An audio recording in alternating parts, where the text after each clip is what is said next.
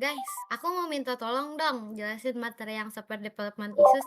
Soalnya aku kurang paham. Materi yang mana tuh? Yang materi week 1 loh. Oh, yang tentang software development ya? Ya, Aku jawab ya. Jadi di oke. week 1 tuh kita belajar tentang software development isu. Nah, di week kemarin kurang lebih ada 4 masalah tuh. Yang pertama itu ada kebutuhan yang tidak jelas atau berubah-ubah. Jadi saat membuat program tuh pas mulai di pertengahan tuh kadang berubah-ubah gitu loh kebutuhannya. Karena faktornya ada dari kliennya dan komunikasi yang kurang baik. Jadi kadang klien sendiri tuh dia nggak tahu apa yang dia mau. Dan kadang klien sendiri tuh suka ngerubah seenak jidat gitu loh. Dia suka ngerubah-rubah apa yang dia pengen di tengah jalan. Nah, solusi yang bisa digunakan untuk masalah ini menggunakan metode agile development agar tim bisa beradaptasi dengan perubahan secara bertahap atau di awal membuat perjanjian dan tanda tangan kalau bisa di atas kertas supaya tidak ada perubahan lagi. Itu sih yang diajarin sama Pak Fili di week 1. Ini Dan, gimana ya kalau materi ini ditransisiin ke jurusan prodi teknologi informasi? Oh, bisa. Di teknologi informasi tuh ada juga masalah-masalahnya, ada isu-isunya nih. Yang aku tahu ya, di teknologi informasi itu ada keamanan dan privasi data. Nah, ini tuh penting banget. Salah satu isu paling besar di teknologi informasi itu ancaman keamanan data, seperti data breach, phishing, atau malware attack. Nah, dampaknya ini bisa kerugian yang sangat besar bagi perusahaan atau klien ya. Ini kerugian finansial, kebocoran informasi, hingga rusaknya reputasi. Solusi untuk masalah ini, kita bisa menerapkan kebijakan keamanan, firewall, enkripsi, dan edukasi pengguna tentang keamanan cyber. Jadi pengguna-pengguna kita edukasi supaya dia juga paham tentang keamanan data. Nah, itu sih kalau misalkan isu-isu di tangga kita yaitu teknologi informasi gitu. Gitu. Oke, oke. Sekarang aku paham. Makasih ya, Dan. Ya, sama-sama. Gue juga pengen nanya dong. Untuk week 1 sih gue paham ya. Tapi gue nggak ngerti kalau waktu di materi week 2 kemarin tentang peran rekayasa sama computing tuh kan katanya saling melengkapi dalam bikin perangkat lunak yang berkualitas. Nah, itu tuh gimana sih? Maksudnya gue nggak ngerti.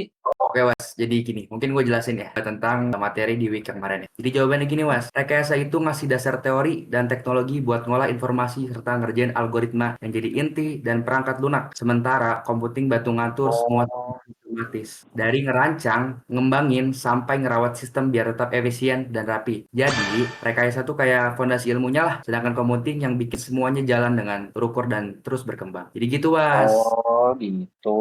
Iya. Kalau bisa nggak sih kayak rekayasa dan computing tuh saling kerjasama gitu sama jurusan lain kayak data science contohnya. Itu bisa nggak sih kira-kira kerjasamanya? Kalau dari sisi data science nih, kalau rekayasanya tuh untuk ngasih dasar teori dan teknologi untuk ngolah data dan ngerjain algoritma di balik sistem cerdas. Nah, untuk computing, membantu menjalankan semuanya dengan cara yang terstruktur, mulai dari ngerancang, ngembangin, sampai ngerawat perangkat lunaknya agar tetap efisien. Nah, kalau dua hal ini digabung, hasil analisis data nggak cuma jadi teori, tapi bisa diwujudkan jadi aplikasi dan solusi nyata yang beneran kepake. Nah, itu kalau dari sisi data science. Gitu, Was. Oh gitu ya. Oke, thank you ya guys ya. Gue jadi bisa jawab Oke. deh. Mau nanya dong, ini kan pas kemarin materi software engineering and other computing science tuh ada bagian yang gua kurang kedengeran. Ada yang bisa jelasin nggak bagian peran RPL dalam pemeliharaan dan pengembangan perangkat lunak? Oh itu, izin jawab ya Ji. Sejauh pengetahuan saya, yang pertama tuh ada requirement analysis. Ya mereka tuh nyediain metodologi sama alat buat identifikasi sama buat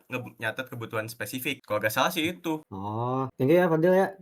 Tapi ada yang tahu juga nggak ya? Soalnya kan jurusan informatika mirip-mirip tuh sama RPL. Nah, kalau informatika sendiri peran ini gimana ya? Ada yang bisa jawab juga nggak? Izin menjawab ya. Oh, boleh, boleh. Kalau dari saya nih di informatika dalam dan mengembangkan perangkat lunak tuh di dalam sistem requirement engineering untuk kebutuhan pengguna dan pendekatan formal ini sudah ada. Terus software system design menyediakan kerangka kerja dan menggunakan prinsip arsitektur untuk membangun sistem yang efisien. Terus juga ada implementasinya, membuat supaya perangkat lunaknya dapat diandalkan. Mereka juga punya metodologi yang dapat lebih tertata dan adaptif terhadap perubahan. Kalau seingat gue itu.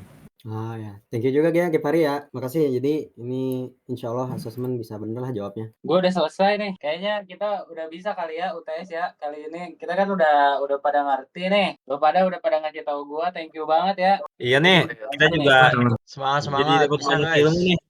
Yuk Yo bisa guys, yo. Makasih ya guys penjelasannya. Thank you Ya, loh udah saling silakan, ingetin. Thank you Dik. guys. Thank you. Ya. Yo, thank Makasih you. anak Thank you. teknik. Ya, kalian. Guys, thank you. Dulu ya, Bro. Assalamualaikum. Waalaikumsalam. Waalaikumsalam. Waalaikumsalam.